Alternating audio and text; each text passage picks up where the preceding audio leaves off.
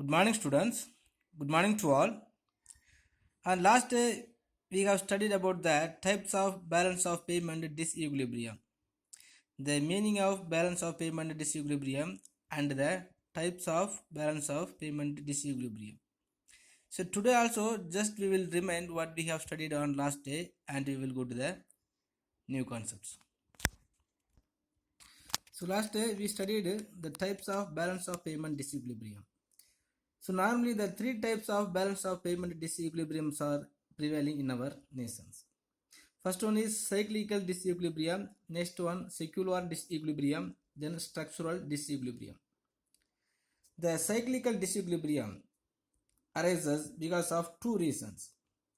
First, two countries may be passing through different bases of business cycles. So already we have studied in our basis of trade cycle.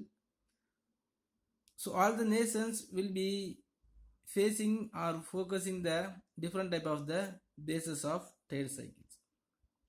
Suppose if any of the nations are being in the boom situations and the another one of the trade countries are being in the depression basis, so the import and export will be differ.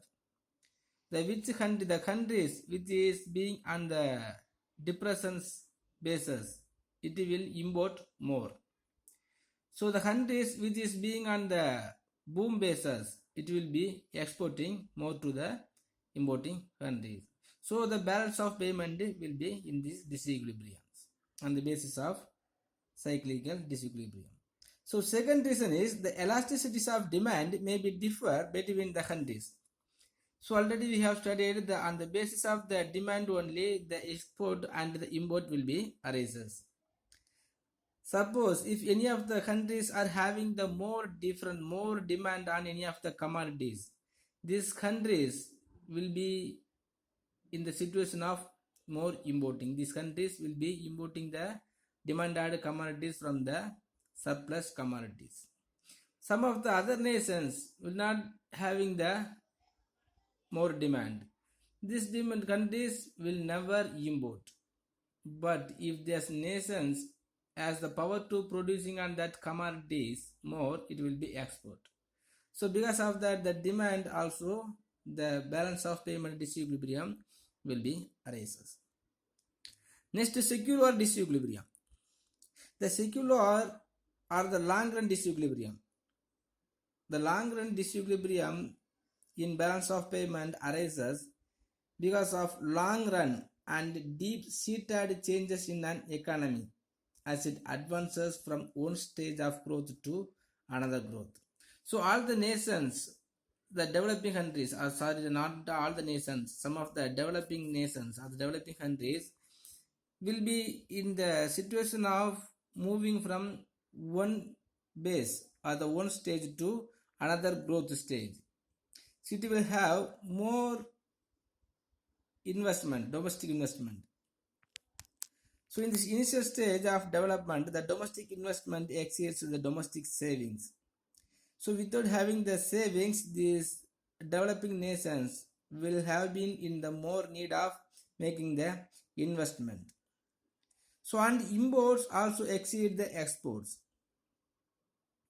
Because when the nations are going to one stage to another one of the nation, another one of the stage, it will be being in more need of making the investment but without savings.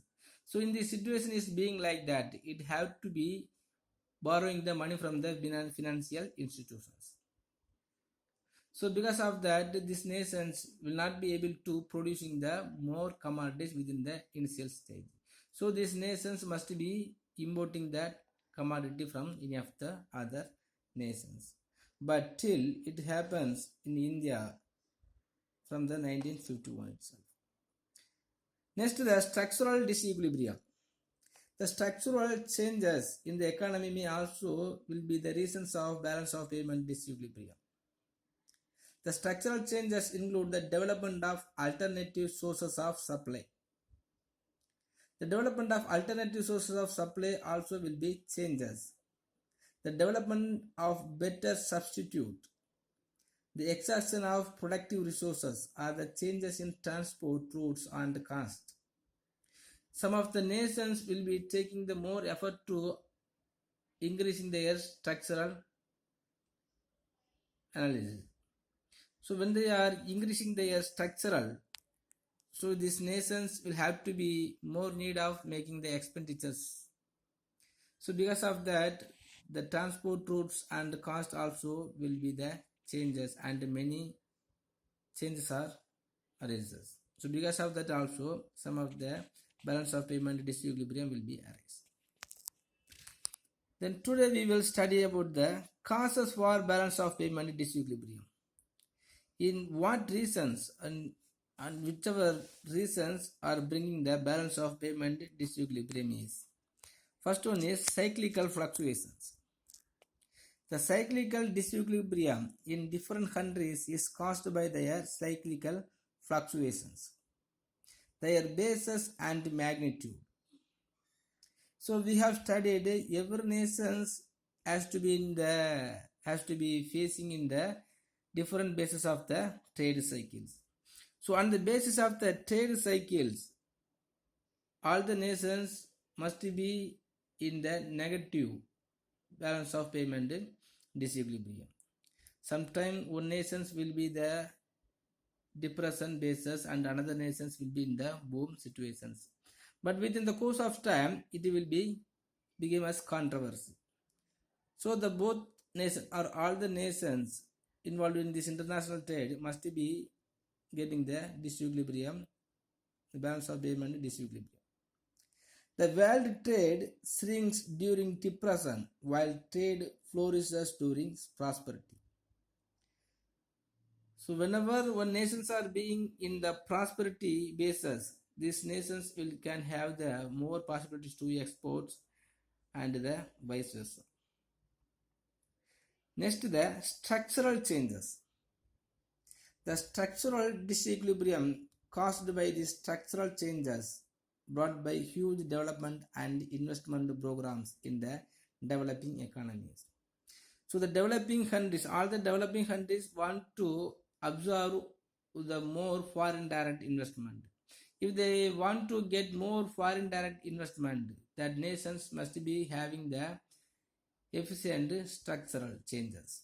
So when they are going to take the effort to changing the structural organizations, they have to make more expenditures. So when they have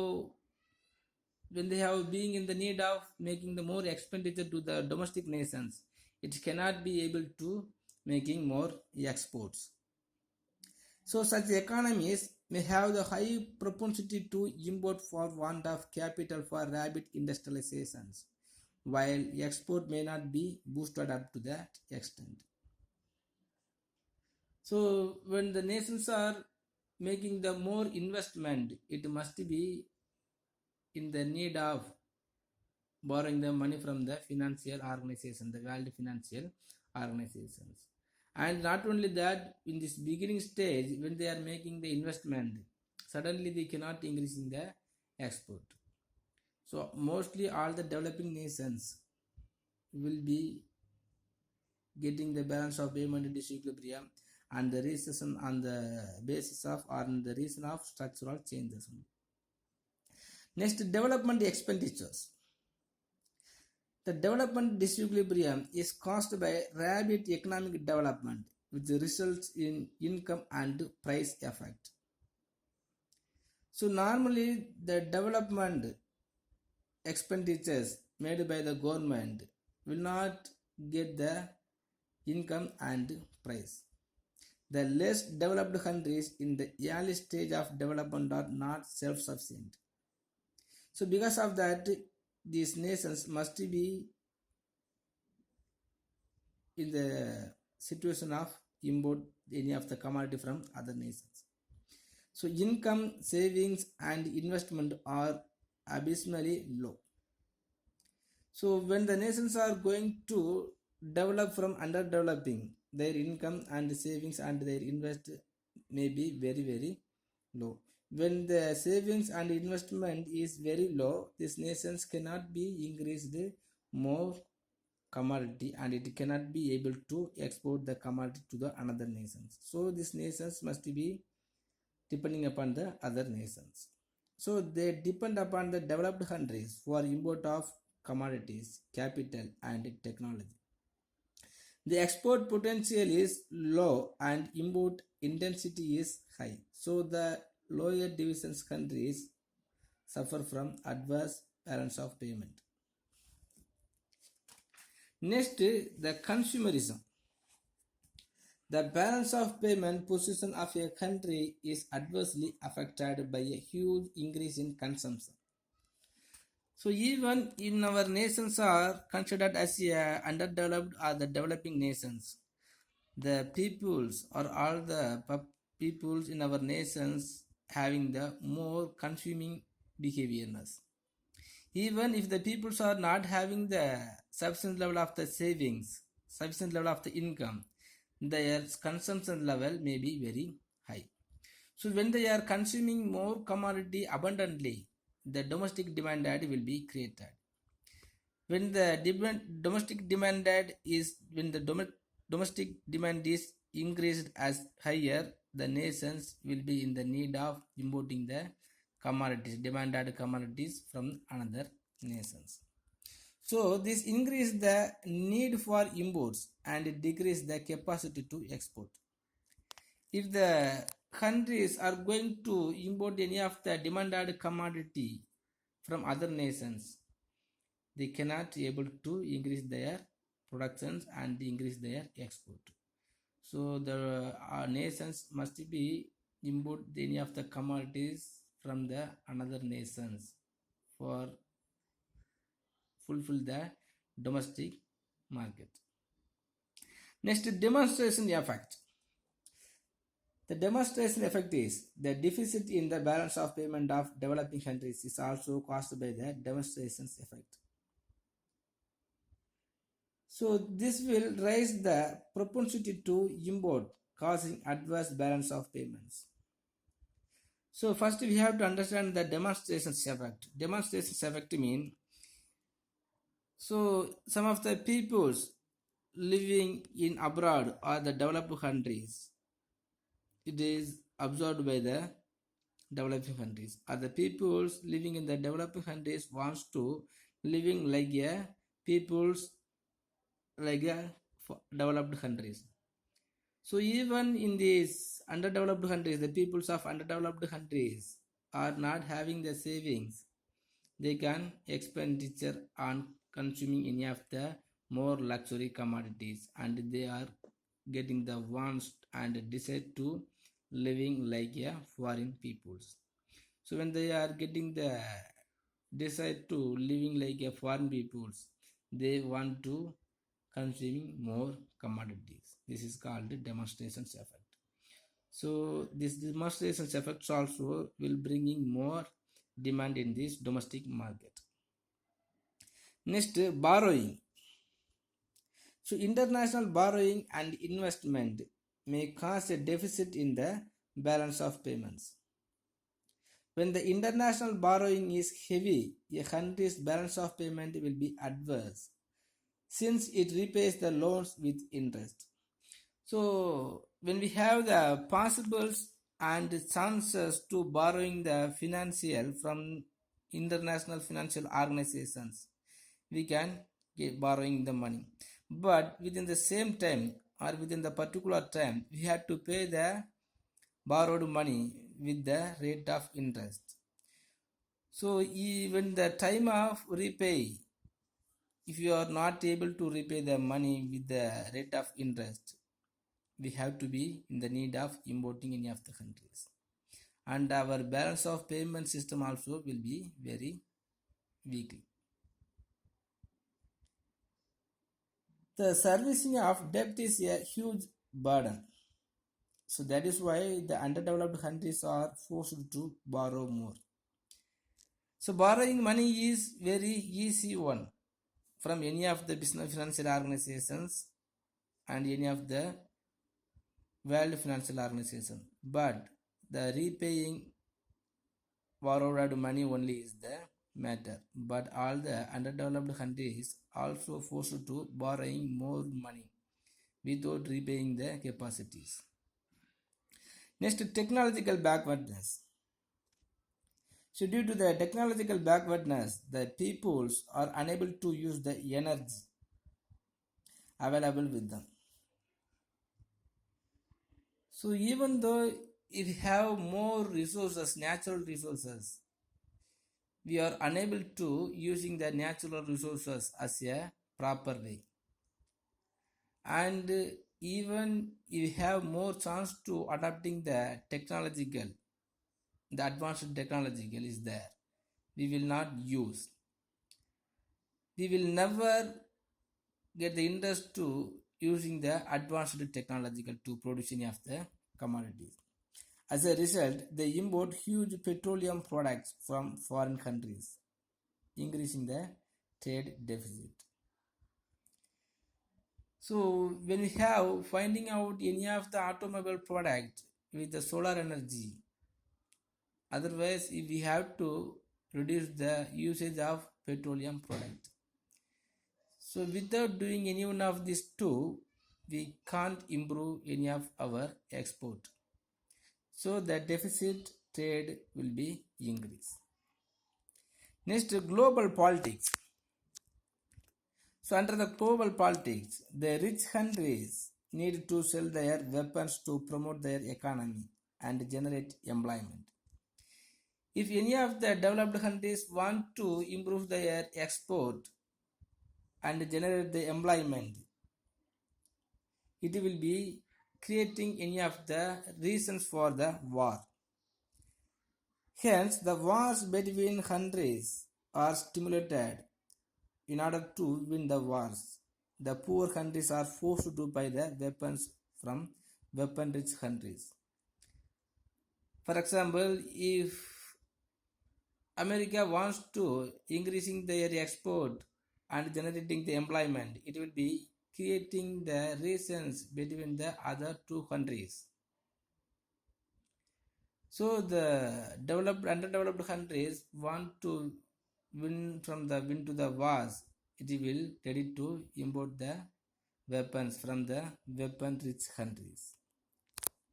So using the export earnings and creating the trade deficit, thus underdeveloped countries are trapped forever. So by the 8 reasons, the balance of payment disequilibrium may be erased. The cyclical fluctuations, the structural changes, development expenditure, consumerism, demonstrations effect, borrowing, technological backwardness, and global politics. Next, measures to correct the balance of payment disequilibrium. So all the nations or most of the nations are being in the balance of payment disequilibrium. If the nations are being in these disequilibrium situations, it is not good for their nations. It will be harmful affect the economy of that nations. So all the nations have to take the measures or the effort to correct the balance of payment disequilibrium. So there are number of measures available for correcting the balance of payment disequilibrium. But even though they are divided into the two broad groups, the name is automatic corrections and deliberate measures. So automatic correction measures and deliberate measures. So the correcting the balance of disequilibrium measures broadly classified as two types: the automatic corrections and the deliberate measures. So automatic corrections means if the market forces of demand and supply are allowed to play freely, equilibrium will be automatically restored in course of time. So normally the price and the supply, that is called the market forces. So the price and supply, if we are allow the market mechanism, that is the demand and the supply, so it will be automatically correct the balance of payment. So it will bring the equilibrium automatically. So under the free exchange rate system, the automatic adjustment of the balance of payment can take place through changes in the variables like price, interest, income, and capital flows. So normally if the price or interest or income and the capital flows only will be determined the market forces, and if you are allow these four factors also will be bringing the equilibrium conditions of the balance of payment. So under the automatic corrections, the four measures are there. First one is price adjustment. So under the price adjustment, as a result of foreign exchange outflow from a deficit country to a surplus country, there will be a fall in the money supply in the deficit country and increase in the money supply in the surplus country. So if the low balance of payment disequilibrium countries are correcting their price, or if they are adjusting the price for their any of the commodities, so automatically the demand will come to the equilibrium point.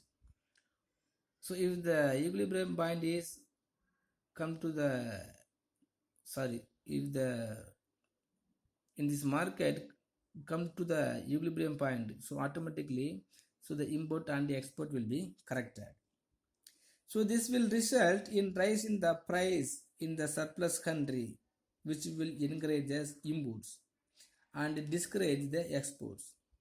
So fall in prices in the deficit country will encourage export and discourage imports, leading to restorations of balance of payment equilibrium. The foreign exchange deficit countries have to adjust their price. Adjust their price means these nations has to reduce the price for their commodity.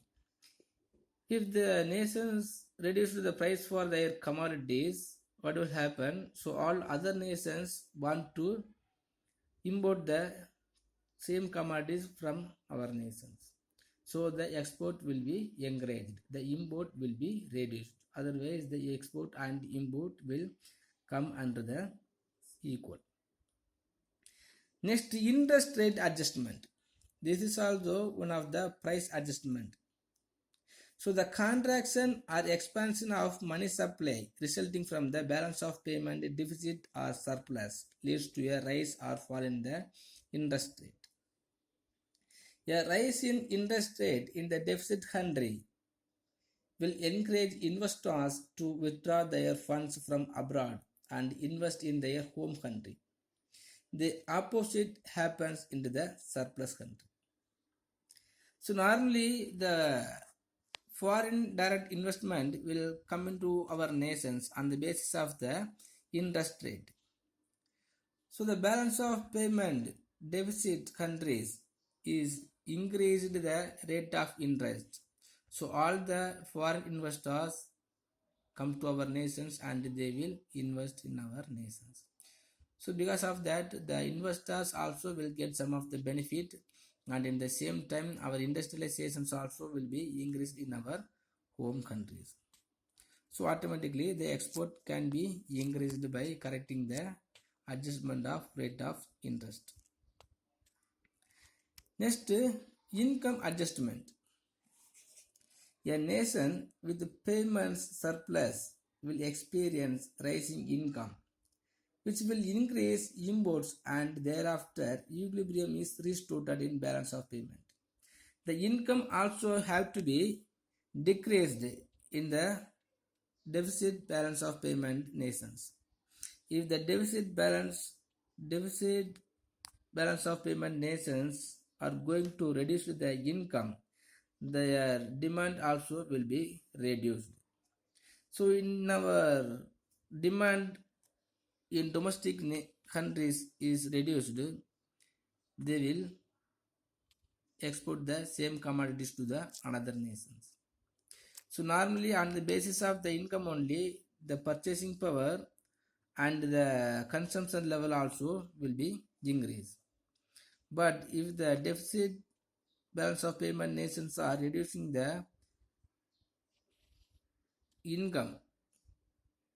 So the peoples will never want to get more consumptions. So because of that, we can easily increase our commodities to the another nations as a exports.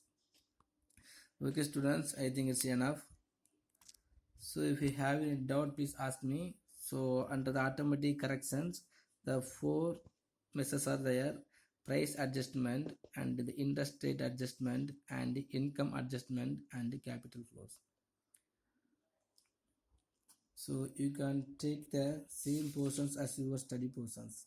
So just to take the causes for balance of payment disequilibrium as your study portions. If you have any doubt, please ask me. Thank you.